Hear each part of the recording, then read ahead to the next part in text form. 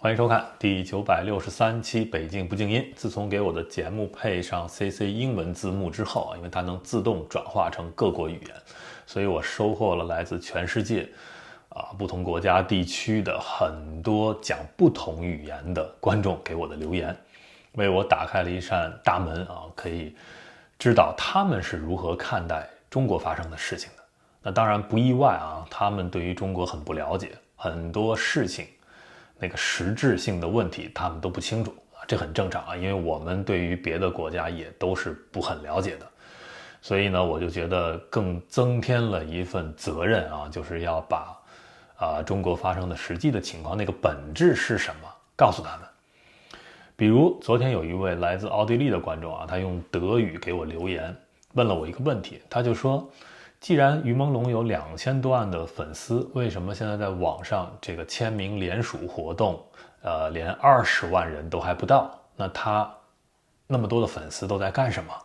那实际上他是不了解中国有一个网络防火墙的存在这个是中国政府的一个国家行为，从2009年开始修建。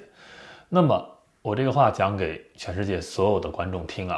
你所熟悉的平时生活中用的像 YouTube、Instagram、Facebook 像什么 Twitter 维基，这些东西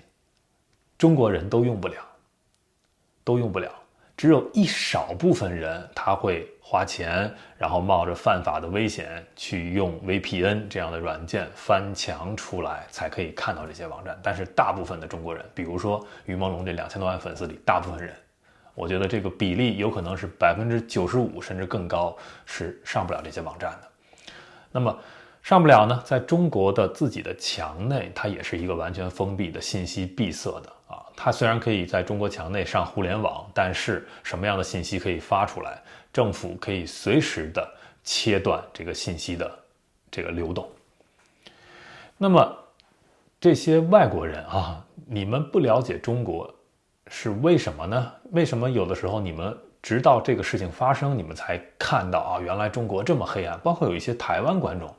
都觉得触目惊心，他在一些宣传之下，他都认为中国现在发展的不错，经济发展的不错，然后民生发展的好像也不错。那我觉得根源有2个原因。第一呢，是中国这个政府一贯是说假话，在国际上去做虚假的宣传粉饰太平。那么另外一方面，中国人包括一些海外华人在这个过程中有些人是小粉红，对吧？他爱国，当然了，这种民族自豪感和爱国的这种认同我们是能理解的，但是他在他的成长过程中也是被中共所洗脑的。所以他呢，平时在这个海外的这些社交平台上发中国的图片视频的时候，他也是在找那些非常美好的东西发。谁愿意说自己的国家不好呢？对吧？所以他们也在配合着中共打引号的，也在配合着中共去做这么一种虚假的宣传。那就导致全世界很多的人对于中国的实际情况并不了解。我觉得这是有必要我们要把一个真实的中国展现给这个世界，让大家了解这些问题。那么今天呢是想聊一个很重要的话题因为明天10月1日中国会开启一个新的签证类型叫 K Visa 叫 K 签证。它呢发放给什么样的人呢？就是一个叫做算是一种人才签证有点它是对标美国的 H1B 那个签证。那美国那个 H1B 是一种雇主签证就是说你是一个人才，对吧？那么在美国有雇主雇佣你，你就可以到美国去工作生活，慢慢的甚至移民融入那个社会。那么在特朗普政府呢，最近是把这个签证的条件去收紧了，那么很多人就去不了美国了。所以你可以理解中国政府在这个点上放出这个签证很大一层意义是在跟美国对着干你看你收紧，对吧？那我向全世界开放，这是一个政治姿态，也是一个它对外对内都是有作用的。我们先说它的初心它为什么要做这个事儿，给大家分析。对外呢，它是想向国际社会展现一个中国的一个开放的姿态我也原来是招商引资嘛，我现在是需要这些人才，对吧？对人才敞开大门，这是对外啊。对内实际上他也是做给中国人看的，他想告诉中国人，就是中国模式在全世界依然很有吸引力，尤其是当后面这个明天啊，这个签证打开之后，肯定会有人来啊，不可能是零，肯定会有人来。那么来了之后都是老外嘛，那么由他们的嘴来说，讲好中国故事啊，说中国多么好啊！你看我们在这儿挣到钱了，我们在这儿生活的又安全，物价又低啊，有好吃的什么的，用他们的嘴来宣传中国。那另外一方就给中国的老百姓去看啊，你看这么多外国人千里迢迢都要跑到中国来啊，说明我们非常有吸引力，我们这个国家是有希望的。这是他对内对外的一个想做这个事情的一个初心啊。当然了，现在这个事情在中国国内啊被很多人抵制，尤其是很多年轻人，这个非常好理解嘛，因为中国的年轻人的失业率非常的高。我给大家讲一个数据啊，中国现在就正在读的博士生啊，就有61万这么多人。这个数字啊，几乎就大于除中国之外的世界其他地方加起来的总和。所以你看，中国在培养这么多的博士生，还不是本科生。那么每一年中国的硕士加博士毕业人数有多少呢？超过100万。每一年啊都有100万的，你可以算是高级人才了，对吧？那么涌到这个社会上需要找工作，都找不到工作。有一些硕士，有一些博士，甚至去送外卖啊，跟他所学专业完全不对等啊，付出这么多年的努力啊，完全不对等。所以在这种情况下，你现在要引进国外的人才呢，当然会引起本国的一个强烈的抵制。而且他引进的这个国外的人才，这个门槛啊非常低，他不需要雇主，就跟美国相比啊，美国是 H1B 需要雇主去担保的，中国不需要。你只要是他们现在叫 STEM 人才，什么是 STEM 呢？就是几个英文的缩写啊，就是科技、技术啊，然后工程和数学，也就是中国社会所理解的理工科人才啊。中国说我需要这样的人才，你只要是本科毕业的啊，是一些他们认为的正经学校，但实际上这里边没有一个审核机制了，已经，这也是为人所诟病的啊。表面上的宣传是说我们需要你是什么机构的、什么学校的，但是实际上没有人去做这个审核。你只要自己来报，你愿意来，尤其是在现在这个初期阶段啊，你只要愿意来，中国肯定是敞开大门的。我一会儿会给想要来的人一些建议，那可能这里面大部分很多会是印度人啊，我也会给印度人一些建议，你要不要来啊？你听听我的建议。那好，我们先接着说啊。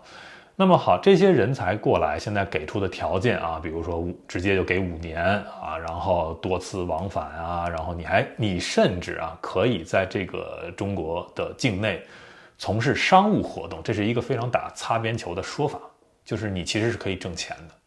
那怎么挣钱？会有这个相应的公司跟你接洽，是可以让你挣到钱的。你是一个老外，你到中国来生活工作，你讲好中国故事，夸中国共产党，你就一定能挣到钱。那这也是引起现在中国人非常不满的啊。当然这个不满我们分几个层次来分析，也很有意思啊。在对这个政策不满的中国人之中，有一部分人是极端的民族主义者，就是我们经常讲的叫黄汉主义。什么叫黄汉呢？黄就是这种尊贵的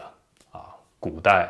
啊封建制社会的那个皇上啊，尊贵的贵族的这种感觉。汉呢就是汉族，就是中国现在的主体民族。那黄汉主义的意思就是这群人啊，这些极端的民族主义者，他们认为汉族是高别人一等的，首先高于中国境内的其他55个少数民族，汉族是更尊贵的，是人上人，高于你们一等。那么其次呢，在全世界范围来说，如果有人跑到中国去，他们也认为你应该是2等公民，他们没有平等的观念，这些中国人没有，他们认为自己就应该是高人一等，但实际生活中他们并不能够高人一等，他们是被中共被那个红色家庭所欺压的啊，他们其实是人下人。但是中国人的梦想，或者说古代中国的这个传统文化里面的，就是叫吃得苦中苦，方为人上人。这是很多中国人，尤其是读书人的一个梦想，就是之前要吃苦。吃苦的目的是什么？我不是说为了造福人类，我不是为了去塑造一个平等的社会帮助弱者，不是。中国的这些读书人的自古以来，他们的想法就是我之前寒窗苦读10年付出这么多的时间、精力、金钱，最终我为了什么？我为了当官，我为了成为贵族，我为了成为人上人，我为了什么？拿到特权，由这些特权可以换来我的富贵的生活换来我的妻妾成群，换来等等这些权利。这就是中国的一个传统文化里的一个问题。那好，说回来现在抵制这个政策的中国这些黄汉主义它的出发点是这样的，它是反移民的，因为可以看到这个政策也有就是把中国未来变成一个移民国家的倾向，这个我们后边来讲好，当然另外还有一部分人的质疑就是说，你现在通过这个 K 签证给要来中国的人给出了一个所谓的超国民待遇，就是你对这些外国人比对中国人好，这个是非常离谱的。因为我们看到任何的一个移民国家在世界上，它总归那个政策设计，你不可能说是偏向移民，对移民比对本国人好，这是不可能的，因为本国人会不干嘛。你的政府是民选出来的，如果你对我不好，那我就可以让你下台，对吧？这是一个很简单的逻辑。但是在中国没有选票，没有实际的民主，都是虚假的，所以民众对政府的政策再不满，他没有办法可以让政府下台，他手里没有枪，对吧？政府有军队，中国的军队是可以向老百姓开枪的，是可以镇压你的任何的，哪怕是一个和平的游行都可以镇压掉的，这是中国的实际情况。那么他没有办法推翻这个政府，所以政府在制定政策的时候就是一拍脑门，他想干什么就干什么。你看明天这个 K 签证就要发出来，之前对这个社会没有任何的交代，只提前了2天由外交部来公布这个事情，对中国的民众只是一个通知，我不需要去跟你商量，我也不需要你这个民意究竟是支持还是反对，我根本听都不会听，我只是通知你2天后就来了，你就只能接受，这就是中国人现在不满的一个原因那好，这种超国民待遇当然不是中国的一个发明了，我们去看其他国家，其实对标美国的 H1B 包括像一些其他的这些发达国家的这种移民类的签证其实是不太一样的。中国这个 K 签证，美国的 H1B 包括加拿大、欧洲类似的这种签证，它的设计理念是一个让你慢慢融入型的。你通过有雇主，对吧？然后你贡献你的聪明才智，然后你到这个国家来，你并不能够享受超越美国公民的一个待遇，对吧？你要慢慢的融入进来，最终你可以拿绿卡换国籍，它是这么一种设计。而中国的这个 K Visa 它更像是中东那些海湾国家的一些类似的签证，那些海湾国家也有这样，就是你来了之后，你可以享受很高的福利，然后挣很多的钱，实际上你是享受的是一个超国民待遇。但是有一点就是你没有政治权利，就这些海湾国家，你的一个高学历的一个人才，你到那个国家去打工挣钱，但是你并不享有任何的政治权利，这是海湾国家的相应的一个签证的设计。那中国这个签证的设计呢，就怎么说呢？它有一点很有意思，就是因为中国人他也没有政治权利，对吧？那些海湾国家的本土的公民他是有政治权利的吧？中国人也没有政治权利，所以都没有政治权利，然后你外来的移民各种待遇又比中国人要高，那就是一个所谓超国民待遇了，这是有问题的那么好，我们接着说这个事情往后发展，它会不会变成一个，就是把中国变成一个移民国家？其实中国变成一个移民国家是不可阻挡的，因为它的人口的出生率在急剧下降。现在官方数据，中国每一年出口就是出生700到800万人，这是官方的数据，但实际我们知道中国的数据都是有水分的，实际可能现在也就500-600万人。这是一个什么概念啊？就是对应的在中国几十年前啊，就是现在还活着的变成老年人的这一群人，他们当年出生的时候，每一年要出生多少人呢？2000多万，甚至2500多万人。这是那个年代。那你简单的做一个数学题就可以知道啊，那个年代每一年生2000多万人，2000多万人，到现在他们老了，那人总有一死嘛。那陆陆续续的，如果每一年他们这个岁数人死去这么多人，2000多万，那你实际中国现在出生的每一年才500万啊，再往后，那是什么概念？就是中国的人口每年就是净减少2000万左右，这是非常有可能发生的事情啊！这是多么恐怖啊！你想想，2000万人啊，就是一个小国家的全部人口。中国如果每年都减少这么多人，是会产生一个巨大的社会动荡的，而这个社会动荡是人类文明历史上从未经历过的，大家甚至没有经验，甚至很难预期那将是会是一个怎么样的一个乱象。那作为这个国家的执政者啊，中共当然肯定会考虑这个事情，我怎么办？人们就是不生，对吧？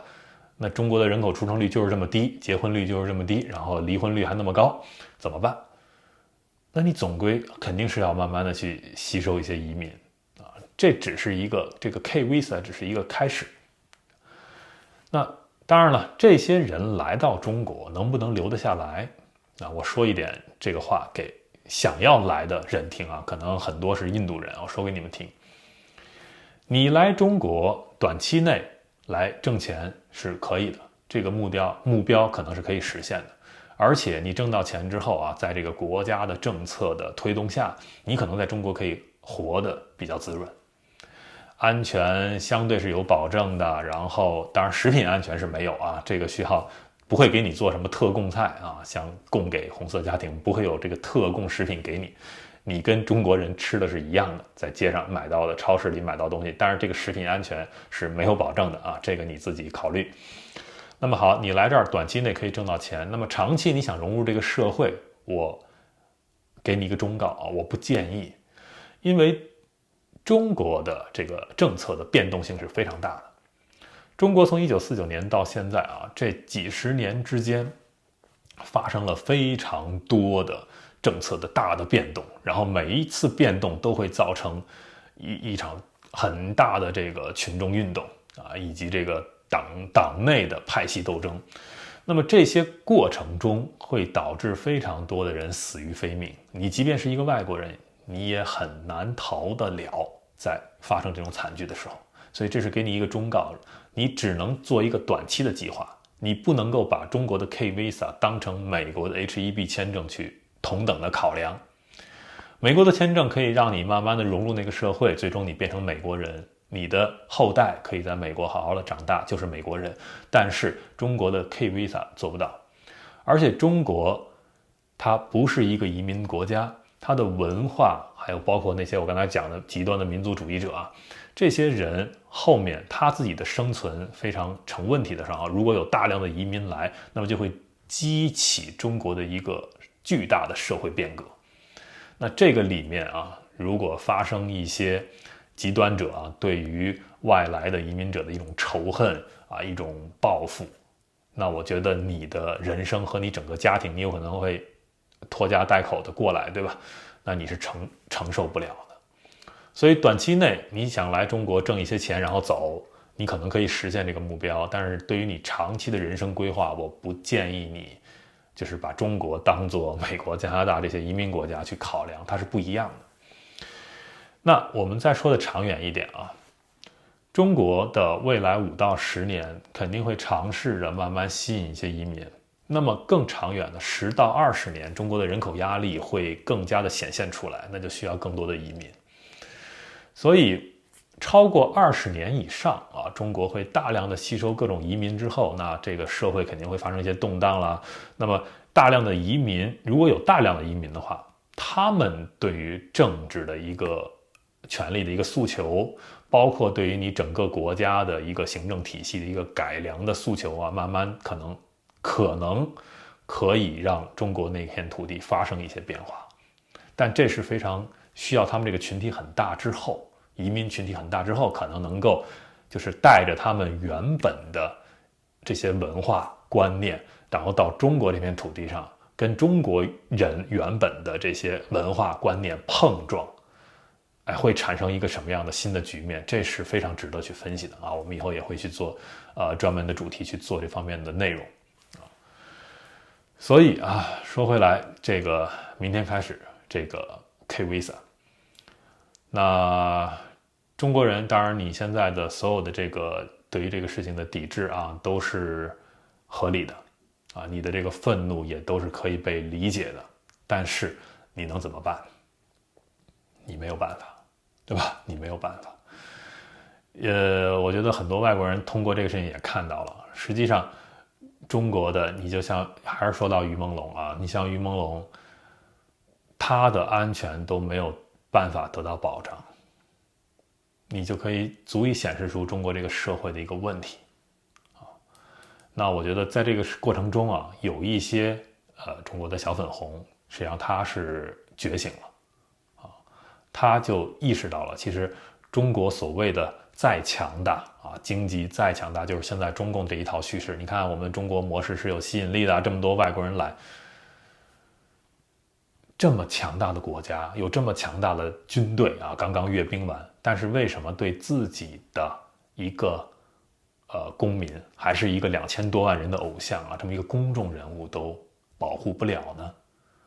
那发生了意外之后啊，我说的这个意外不是说他是意外坠亡的那个意外，而是说他的死是一个意外嘛。就如果从国家角度来说，我不知道为什么这个艺人被人害死了。那当然了，这种凶杀案每天都会发生，对吧？好，这样的意外发生之后，那你的司法部门介入了吗？你的真相能给到全国人吗？现在包括全世界的人都在要这个真相啊，不只是中国人要这个真相，对吧？你给不到。你给不了这个事情，然后你还要用国家的手去控制这些信息的流动，去掩盖这个真相。那你觉得你弄这么一个 K Visa 能让人家放心的来你这个国家吗？其实中国做这个事情不是第一次了，从清末的洋务运动到民国初的那种留学潮啊，把中国人送到国外去留学，再回来建设国家，就是中国其实一直在干这个事情，就是想要引进国外的这些技术。那实际上这次这个 K Visa 它也是除了刚才我们说的从宣传角度对内对外的宣传的作用来说，它也有人才焦虑，就是中国现在想要发展这个高科技。那么高科技呢，它不只是需要这些物料啊，需要这些芯片啊，你现在所谓被卡脖子，对吧？那么人才是更重要的一部分。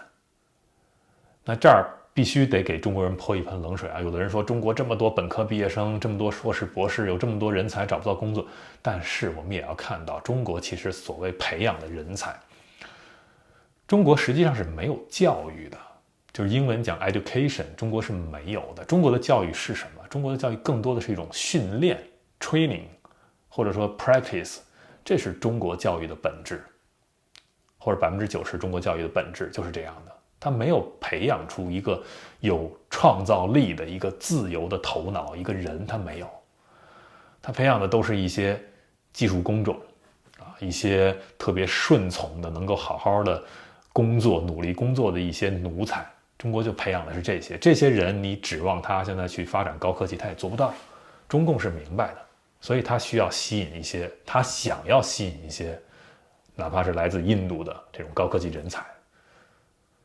所以这也是他的一种人才焦虑导致的这个政策。但是啊，这个政策最终一定会失败的，因为我刚才讲了，洋务运动也好，包括之前的历次的这种事情啊，你只想引进先进的或者说西方的这些文明里啊，这些技术层面的这个东西，但是你的观念、你的理念、你的文化、你的制度，这一切都不变，那这些技术引进来实际上是水土不服的，只是能够造成短期的几年或者10年的一个表面的繁荣，你并不能够触及那个内里，你社会的所有这些弊病都无法解决，那最终在这个过程中又会造成新的损害，这就是中国这个 K Visa 一定会遭遇到的事情。当然了，最后再说一句，就是中共不在意这个事儿我觉得可能这个事情可以让一些中国人更加的理解就是你是中国人，但是你的政府，中国政府其实并不 care 你。中共要的是什么？我要统治这个国家，这个国家内的人都是我的资产都是一些牛马人矿韭菜，对吧？其实自古以来中国就是这样，中国修建的长城就是那个实体的长城The Great Wall， 中国修建这个长城实际上并不是为了抵御所谓北方的游牧民族过来，我们要修建一个墙让他们那个马过不来，挡不住的。其实中国修建长城的目的实际上是建一个像监狱一样的墙，把墙内的中国人圈禁起来，像养牛马一样，我养着你们。为什么呢？你们要在这个我圈的这个范围内给我种地，给我交税，你是我的资产。这是中国自古以来所有帝王的一个统治的思想，到现在中共也是一样的。那当然了，现在不需要建实体的长城了，它建的是网络防火墙，禁锢住你们的思想，禁锢住这个信息让你们愚民化教育你们。你看它矛盾吧，它又需要人才，但是呢，它又要愚民化教育中国人。愚民化几十年之后发现没有人才了，它又从外面去找人才，对吧？那当然了，你从统治者的角度来说，它这个是符合逻辑的，因为我给这些比如拿着 K Visa 进来的人，我给他们超国民待遇，我对他们非常好，让他们挣到钱，他们不会烦我。如果我给中国人自己人，给他们自由，给他们信息让他们的认知提升，那他们最终不就是为了要求改革就会反掉我，我就没有这个执政的合法性了呀。所以我会把这些钱给这些外国人，我要的是什么呢？我只是要发展我这个科技，发展我现在想要发展的这些东西，这是中共这个统治层最关心的。至于我统治的人是比如黄皮肤的中国人，还是什么印度人，还是什么黑人，中共不 care， 只要他能控制住这个局面，军队在手，你不要烦我，你就是各种肤色的牛马，在我这个国内继续的让我能挣到钱。中共关心的就是这个东西，所以那些爱国的小粉红在这个点上现在去骂中共或者骂习近平这个政策的这些人，你也希望你如果你听到我这个节目，从这个角度去想一想，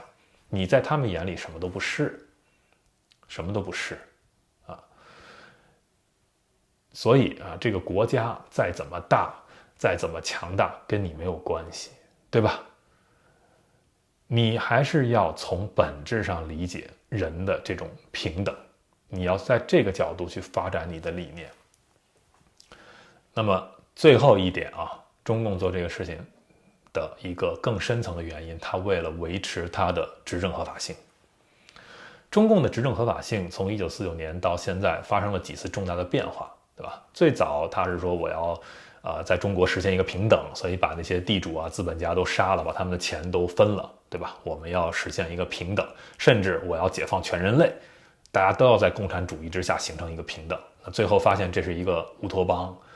这是一个谎言，你在中国境内都做不到害死了几千万的中国人，就是强行的推行这种所谓的平等，但实际上呢，他又作为一个特权阶级高高在上。那么这一层执政合法性在文革之后彻底的覆灭掉了，中国人也明白你共产党说的共产主义这一套是假的，不可能实现的。那怎么办？你还要继续执政